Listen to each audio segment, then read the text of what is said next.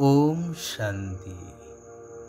सद्गुरु परमात्मा निराकार शिव बाबांकर सद्ज्ञान को धारण करी सत्ययुगी नूतन स्वर्ग दुनियार स्थापना निमंते निजर तन मन धन सबु किछि लगाई श्रेष्ठ सेवार निमित्त हेउथिबा सत्यनिष्ठ आत्मा मानंकु हृदयर सहित शुभेच्छा ईश्वरीय शुभ अभिनंदन सुप्रभात सुस्वागतम।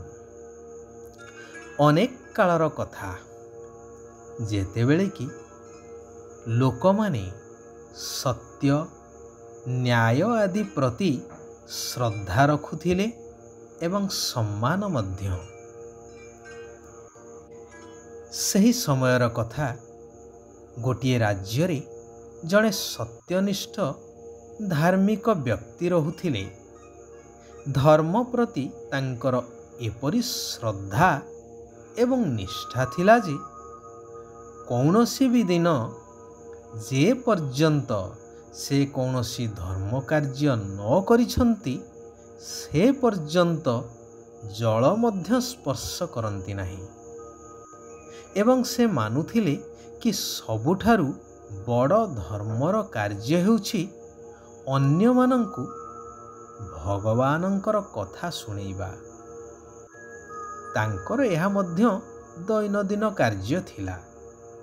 एहा द्वारा तांकु अपार आनंद मध्य मिलुथिला।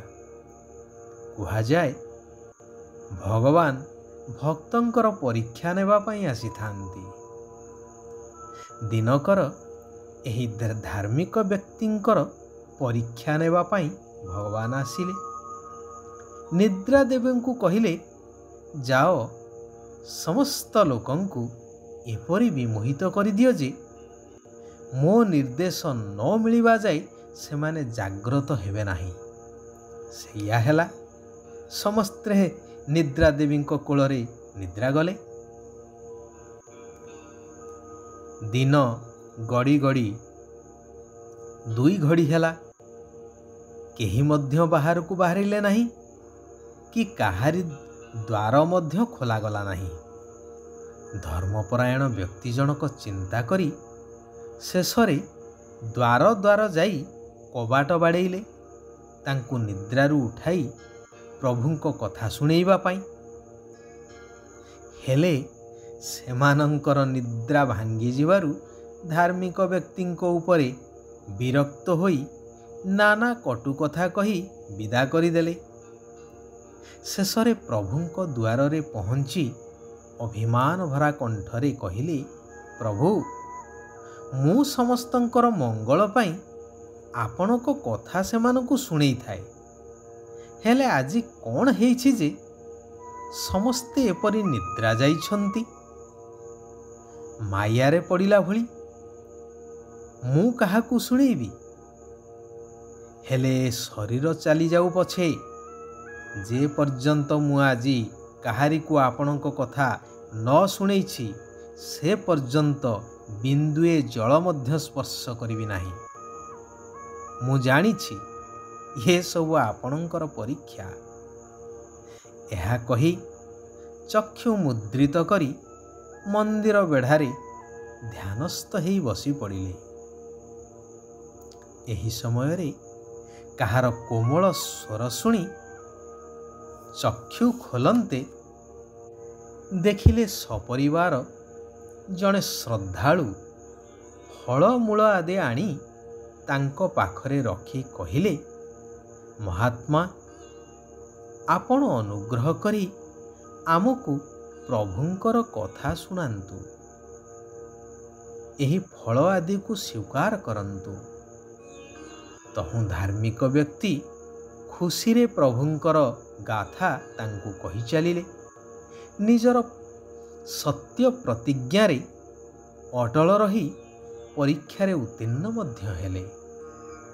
तेणु दृढ़तार सहित जेउ प्रतिज्ञा करा जाए किछि भी हेई जाऊ हेले धर्म को केबे हेले छाड़िबा अनुचित। ବର୍ତ୍ତମାନ ଏହି କଲ୍ୟାଣକାରୀ ପୁରୁଷୋତ୍ତମ ସଙ୍ଗମ ଯୁଗରେ ନିରାକାର ଶିବ ବାବା ଆସି କହୁଛନ୍ତି, ମଧୁର ଆତ୍ମିକ ସନ୍ତାନଗଣ, ଶିବ ବାବାଙ୍କ ନିକଟରେ ଯେଉଁ ପ୍ରତିଜ୍ଞା କରିଛ ତାହାକୁ ପୁରା ପାଳନ କରିବା ଦରକାର। ପ୍ରାଣ ପଛେ ଚାଲିଯାଉ, କିନ୍ତୁ ପ୍ରତିଜ୍ଞାକୁ ଛାଡ଼ିବା ଉଚିତ ନୁହେଁ। ଏହା ହିଁ ହେଉଛି ସବୁଠାରୁ ଉଚ୍ଚ ଲକ୍ଷ୍ୟ। କାରଣ ଭଗବାନ ହେଉଛନ୍ତି ସତ୍ୟ ପିତା, ସତ୍ ଶିକ୍ଷକ, ସଦ୍ଗୁରୁ। ତେବେ ଏପରି ସଦ୍ଗୁରୁଙ୍କ ପାଖରେ ପ୍ରତିଜ୍ଞା କରି ଖଣ୍ଡନ କରିବା ଅର୍ଥାତ୍ ସଦ୍ଗୁରୁଙ୍କର ନିନ୍ଦା କରେଇବା। କୁହାଯାଏ ନା, ସଦ୍ଗୁରୁଙ୍କର ନିନ୍ଦୁକକୁ କେଉଁଠାରେ ମଧ୍ୟ ସ୍ଥାନ ମିଳେ ନାହିଁ। ଅର୍ଥାତ୍ ନିଜର ଭାଗ୍ୟକୁ ନିଜେ ହରେଇବା ସହିତ ସମାନ। ତେବେ ପ୍ରତିଜ୍ଞାକୁ ଦୃଢ଼ ଭାବରେ ପାଳନ କରିବା ପାଇଁ ଯୋଗର ଶକ୍ତି ଆବଶ୍ୟକତା ରହିଛି। ଯେତେ ତୀବ୍ର ଗତିର ଯୋଗଯାତ୍ରା ହେବ, ସେତେ ବୁଦ୍ଧିରେ ସର୍ବଦା ସ୍ୱଦର୍ଶନ ଚକ୍ର ଘୁରୁଥିବ। ସାରା କଳ୍ପ ଅର୍ଥାତ୍ 4 ଯୁଗରେ ଆତ୍ମାର ଜନ୍ମ ମରଣ ଚକ୍ରରେ କିପରି କାର୍ଯ୍ୟ ଚାଲିଛି ବା କିଭଳି ଭାବରେ ପାର୍ଟ ସେ ବଜେଇ ଚାଲୁଛି, ଏହି ନିଜର ଦର୍ଶନ ହିଁ ହେଉଥିବ। ସର୍ବଦା ନିରାକାର ଶିବ ବାବା ଏବଂ ତାଙ୍କର ନୂତନ ସତ୍ୟଯୁଗୀ ଦୁନିଆର ସମ୍ପତ୍ତି ବ୍ୟତୀତ ଅନ୍ୟ କିଛି ବି ମନ ଭିତରେ ନଥିବ। ଯଥାର୍ଥ ଯୋଗ ହେଲା ନିଜକୁ ଜ୍ୟୋତିର୍ବିନ୍ଦୁ ଆତ୍ମା ସ୍ଥିତିରେ ସ୍ଥିତ କରି ଜ୍ୟୋତିର୍ବିନ୍ଦୁ ସର୍ବଶକ୍ତିମାନ ପରମାତ୍ମାଙ୍କ ସହିତ ବୁଦ୍ଧିକୁ ଲଗେଇ ରଖିବା। ସବୁ କିଛି ଦେଖି ମଧ୍ୟ କେହି ଯେପରି ଦେଖା ନ ଯାଉଥିବେ, ଯେହେତୁ ଏସବୁ ମାଟିରେ ମିଶିବ। ସେଥିପାଇଁ ମନ ଭିତରେ ଯାହା କିଛି ଦୁର୍ବଳତା ଅଛି ତାକୁ ଯାଞ୍ଚ କରି ବାହାର କରିଦେବାକୁ ହେବ। ଭୋଜନକୁ ବହୁତ ଶୁଦ୍ଧତାର ସହିତ ଦୃଷ୍ଟି ଦେଇ ବାବାଙ୍କୁ ଅର୍ପଣ କରି ସ୍ୱୀକାର କରିବା ଦରକାର। କୁହାଯାଏ ନା, ଯେପରି ଅନ୍ନ ସେପରି ମନ ଏବଂ ଯେପରି ମନ ସେହିପରି ମଧ୍ୟ ଅନ୍ନ। ଅର୍ଥାତ୍ ଅନ୍ନ ବା ପ୍ରସାଦ ତିଆରି କରିବା ସମୟରେ, ଖାଦ୍ୟ ପ୍ରସ୍ତୁତ ସମୟରେ ଯେଭଳି ଭାବରେ ଆମର ମାନସିକତା ବା ଆମର ସଂକଳ୍ପ ବା ମନୋବୃତ୍ତି ଥିବ, ସେହି ଅନୁସାରେ ସେହି ଖାଦ୍ୟର ପ୍ରଭାବ ମଧ୍ୟ ଅନ୍ୟମାନଙ୍କ ଉପରେ ପଡ଼ିବ।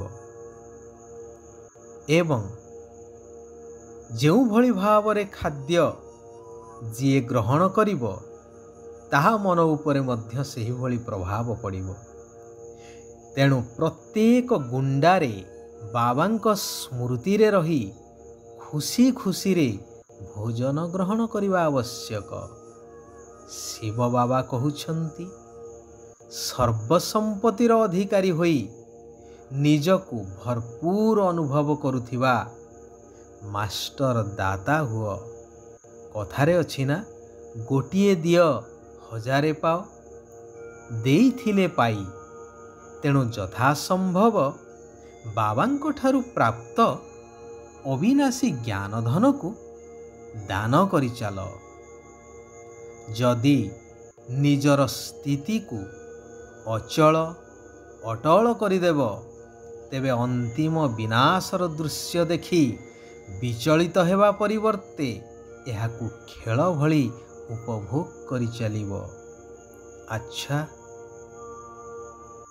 ସାରା ବିଶ୍ୱର ଆତ୍ମାମାନଙ୍କର କଲ୍ୟାଣ ହେଉ, ସମସ୍ତେ ସୁଖ ଆଉ ଶାନ୍ତିର ଅନୁଭବ କରନ୍ତୁ। ଓମ୍ ଶାନ୍ତି, ଓମ୍ ଶାନ୍ତି, ଓମ୍ ଶାନ୍ତି।